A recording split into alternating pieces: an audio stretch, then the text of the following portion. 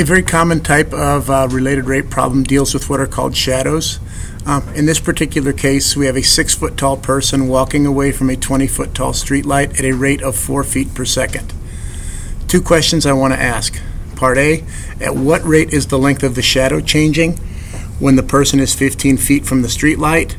And secondly, at what rate is the tip of the shadow changing? First thing, I would recommend constructing a picture. We have ourselves a 20-foot tall pole, a 6-foot tall person. Assuming good posture and that the person who put up the pole is not a complete idiot, we are going to assume the right angles. Now, let's take a look at what we know. Well, the distance from the person to the flagpole, I'm going to call X, and the length of their shadow, I'm going to call Y. Now, what I know is that the rate of change in X, or the distance the person is from the pole or from the street light, is 4 feet per second, otherwise known as my change in X with respect to time. What I want to know is how the shadow changes as he moves, or my change in Y with respect to time. To do so, in part A, to find how the shadow is changing, we use a little proportion.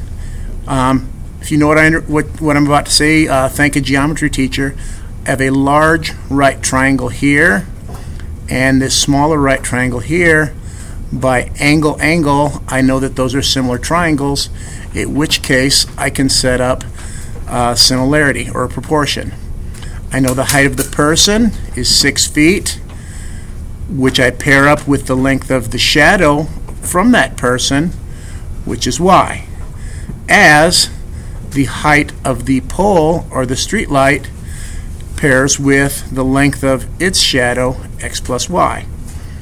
Little cross multiplication here. I get that 20 times Y equals 6 times the quantity X plus Y, or 6X plus 6Y. Now again, what we're looking to do is to solve for dy dt, so I'm going to try and isolate Y. So the first thing I'm going to do is move this 6y over here with the 20y by subtracting, thus giving me 14y equals to 6x. To isolate y, I simply divide both sides by 14, giving me that y equals 6 over 14x, which can be reduced down to y equals 3 over 7x. Basically, no calculus has taken place yet. It's just a little geometry, a little algebra. Now's where the calculus takes place. Since we're looking for the rate of change in y with respect to time, I have to derive both y and 3/7 x with respect to time. Doing so gives me the equation dy dt equals 3/7 times dx dt. dx dt, which we knew from the original problem, is 4 feet per second, so I replace dx dt with 4, giving me 3 times 4, 12 over 7 times 1, 7, so my rate of change in the shadow is 12 feet per second. Part B, same picture. We're looking to find how the tip of the shadow is changing, basically meaning I'm interested in this whole length here. So I'm going to call this whole length of x and y L. To solve this, you could do it again as a proportion. There's a couple of ways you can do it. I think what I'm going to come up with here is probably one of the easier methods. First thing we knew from the original was that the change in x with respect to time was 4 feet per second. As that person moves, the rate of change with respect to time of the shadow was 12 over 7 feet per second. And I'm looking for the total length L. So I want the change in L with respect to time.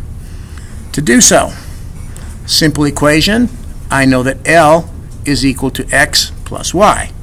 So when I derive, I get that dl dt equals dx dt plus dy dt, both of which I know dx dt was 4, dy dt was 12 over 7.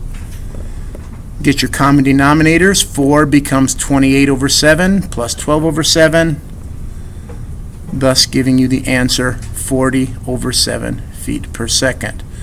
So as the person moves at a rate of 4 feet per second and his shadow changes at a rate of 12/7 rate per second, this whole distance is changing at a rate of 40 over 7 feet per second. One thing you may want to watch out for, it doesn't apply in this case, but if the person was moving towards the street light, then your dx dt would be negative. I hope this helps. Have a great day.